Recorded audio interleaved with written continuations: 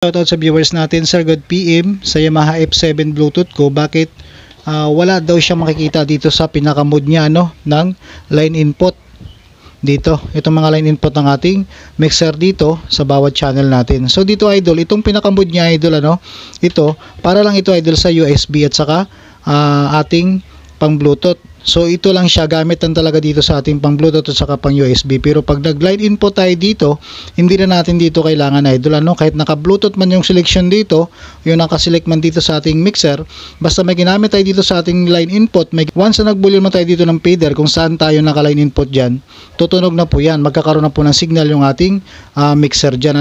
Gumamit lang tayo dito ng Bluetooth, saka lang natin dito gagamit ng itong pinaka-mode niya o yung kanyang selector para makakonect tayo ng Bluetooth dito or pang USB, pero dito sa line input hindi konektado dito sa ating selector na to. So check tayo dito sa bawat channel ng ating mixer so ito yung ating bawat channel dito, mayroong line input. So kung napapansin nyo idol, yung 1 to 5 walang selector na ganito ayan. So dahil ang ating Bluetooth dito siya nakakasama sa ating mono left at saka mono right ng ating mixer or channel 6 or 7 ito magkakasama yan dito sa ating Bluetooth at saka pang USB. So kung napapansin nyo rin dito, isa yung kanyang pinaka-control dito, ayan.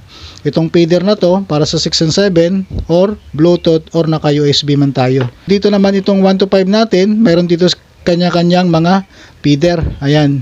So kahit ilang signal man dyan o yung ating source na gagamitin, microphone o signal ng ating source, so pwede dyan dahil makokontrol naman dito ng bawat feeder natin. Kung ano ang naka-volume dito, yun ang papasok sa bawat channel natin na naka-line input. So katulad lang nito idol mayroon tayo ditong cellphone, ayan.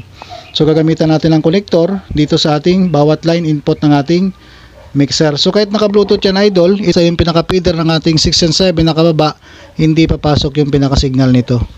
Tulad dito mga idol, mayroon tayong ginagamit dito na Bluetooth So naka-Bluetooth yung ating isang source dito. So kahit naka-Bluetooth tayo dito idol, papakita lang kasi natin dito na kahit naka-line input tayo dito, tapos may Bluetooth tayong ginagamit dito, hindi konektado yung ating line input dito sa ating Bluetooth So katulad nito, itong ating isang cellphone na to, ayan. So naka-line input dito sa channel 1. So pag binulyuman natin yan idol, papasok yung ating signal dyan kahit naka-Bluetooth tayo dito dahil yung Bluetooth natin dito, ito yung pinaka-control nya. So ito, pag binulyum natin ito, papasok yung ating Bluetooth dyan.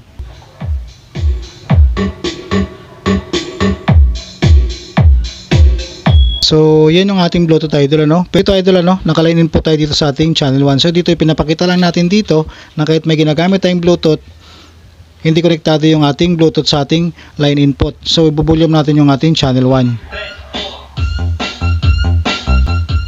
Ayan. So ito nanggagaling sa isa nating source Ito ilipat naman natin sa line input ng ating channel 2. Bubulyum naman natin dito yung ating channel 2. Ayan. So yung line input natin dito, nakabukod talaga siya Basta mayroon tayong signal na ginagamit dito sa ating line input, papasok yung ating signal basta naka-volume yung ating feeder dito kung saan tayo mayroong source. So lang sa ating 6 and 7 na pag mayroon tayong ginagamit dito na line input tapos may Bluetooth tayo, so magiging doble yung ating music. Lang siya idol hindi natin makikita dito sa kanyang selector yung ating line input.